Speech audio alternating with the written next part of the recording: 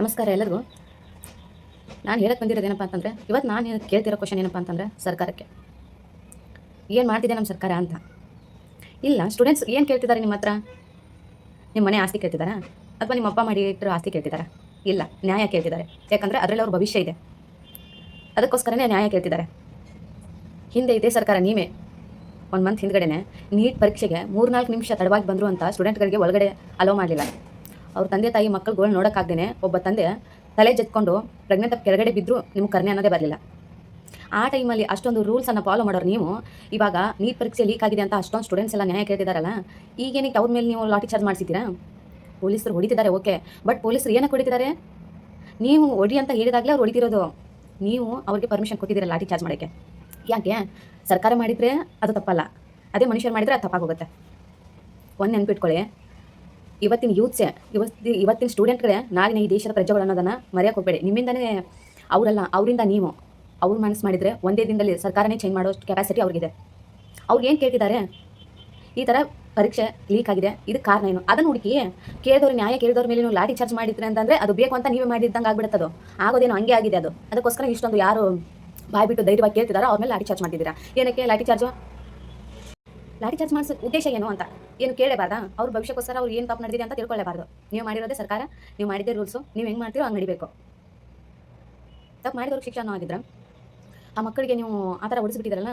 ಪ್ರತಿಯೊಂದು ಗೌರ್ಮೆಂಟ್ ಆಸ್ಪತ್ರೆಗಳಲ್ಲಿ ಕರೆಕ್ಟ್ ಟೈಮಿಗೆ ಯಾರು ಡಾಕ್ಟರ್ಸ್ ಬರಲ್ಲ, ಅವ್ರ ಮೇಲೆ ಇದೇ ಥರ ಕರೆಕ್ಟಾಗಿ ಆಕ್ಷನ್ ತಗೋತೀರಾ?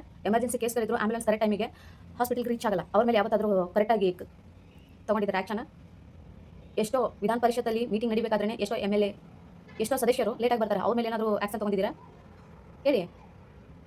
ಒಂದು ತಲೆಯಲ್ಲಿ ಇಟ್ಕೊಳ್ಳಿ, ರೈತರ ಮೇಲೆ ದಬಾಳಿಕೆ ಮಾಡ್ತೀರಾ. ರೈತರು ಸ್ಟ್ರೈಕ್ ಮಾಡಿದಾಗ 1 ದಿನ 2 ದಿನ ಬಿಡ್ತೀರಾ, ಆಮೇಲೆ 100, 50, 500 ಜಾಸ್ತಿ ಮಾಡ್ತೀರಾ. ಯಾಕಂದರೆ ನಮ್ಮ ರೈತರ ದೊಡ್ಡ ಮನಸ್ಸು, ದೇಶ ಮಕ್ಕಳು ಹಸ್ಕೊಂಡಿರಬಾರ್ದು ಅಂತ 2 ದಿನ ಸ್ಟ್ರೈಕ್ ಮಾಡಿ 3ನೇ ದಿನಕ್ಕೆ ಕಂಟಿನ್ಯೂ ಮಾಡ್ತಾರೆ.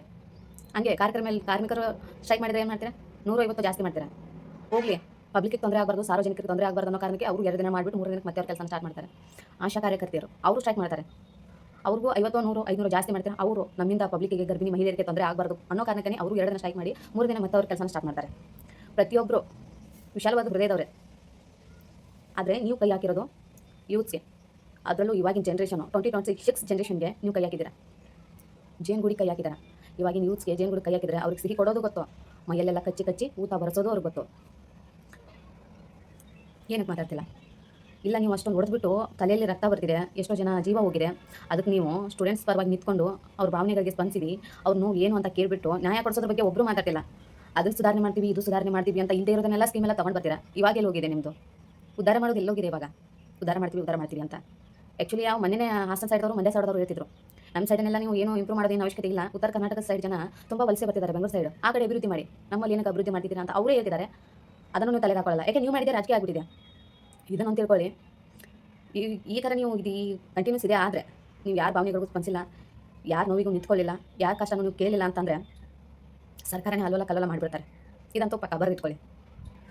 ಯಾಕೆ ಉಳಿಸಿದ್ದೀರಾ ಅನ್ನೋದು ಮೇನ್ ಇಂಪಾರ್ಟೆಂಟ್ ಕಾರಣ ಅಂತಂದರೆ ಅದರಲ್ಲಿ ಯಾರು PM ಮಗಾಗಲಿ, CM ಮಗಾಗಲಿ, MLA ಮಗಾಗಲಿ ಯಾರೂ ಇಲ್ಲ. ಬೇರೆಯವ್ರ ಮಕ್ಕಳು ಸತ್ತರೆ ಎಷ್ಟು, ಹೊಡೆದು ರಕ್ತ ಸುರಿಸಿದ್ರೆ ಎಷ್ಟು? ಯಾಕಂದರೆ ನಿಮ್ಮನೆ ಮಕ್ಕಳಿಲ್ಲ ಅಲ್ಲಿ, ಯಾಕಂದರೆ ಬೇರೆ ದೇಶದಿಂದ ಟೆರರಿಸ್ಟ್ ಮಕ್ಕಳು ಬಂದಿದ್ದಾರಲ್ಲ, ಅದಕ್ಕೆ ಲಾಠಿ ಚಾರ್ಜ್ ಮಾಡಿಸಿದ್ರೆ. ಲಾಠಿ ಚಾರ್ಜ್ ಪೊಲೀಸರು ಹೊಡಿಬೇಕಂದ್ರೆ ನೀವು ಪರ್ಮಿಷನ್ ಕೊಟ್ಟು ಹೊಡಿ ಅಂತ ಹೇಳಿದಾಗಲೇ ಅವ್ರು ಹೊಡೆದಿರೋದು. ಬೇಕಾಬಿಟ್ಟು ಎಷ್ಟೋ ಮಕ್ಕಳು ಕಣ್ಣೀರು ಹಾಕ್ಬಿಟ್ಟು ರಿಕ್ವೆಸ್ಟ್ ಮಾಡ್ಕೊತಿದ್ದಾರೆ. ಹೊಡಿಯೋ ಪೊಲೀಸರಿಗೆ ಕೇಳಿದ್ದಾರೆ ಎಷ್ಟೋ ಹೆಣ್ಮಕ್ಳು, ನಿಮ್ಮ ಮಕ್ಕಳೇ ಆಗಿದ್ರೆ ಹಿಂಗೆ ಹೊಡಿತಿದ್ದೀರಾ, ನಿಮ್ಮ ಮಕ್ಕಳಿಗೆ ಅನ್ಯಾಯ ಆಗಿದ್ರೆ ನೀವು ಈ ಥರ ಕೈ ಮಾಡ್ತಿದ್ರಾ ಅಂತ. ಮಾನವೀಯತೆಯನ್ನು ತೋರಿಸ್ತೇನೆ ಅಂಥವ್ರ ಮೇಲೆ ಕೈ ಮಾಡಿದ್ದಾರೆ. ಕೊನೆಗಿರೋದಷ್ಟೇ, ಸರ್ಕಾರ ಎಚ್ಚೆತ್ಕೊಂಡು ಸ್ಟೂಡೆಂಟ್ಗಳಿಗೆ ಸ್ಪಂದಿಸಲಿಲ್ಲ ಅಂತಂದರೆ ಮುಂದಿನ ಕ್ರಮ ತುಂಬ ಗಂಭೀರವಾಗಿರುತ್ತೆ ಅಂತ ಹೇಳೋಕ್ಕೆ ಇಷ್ಟಪಡ್ತೀನಿ.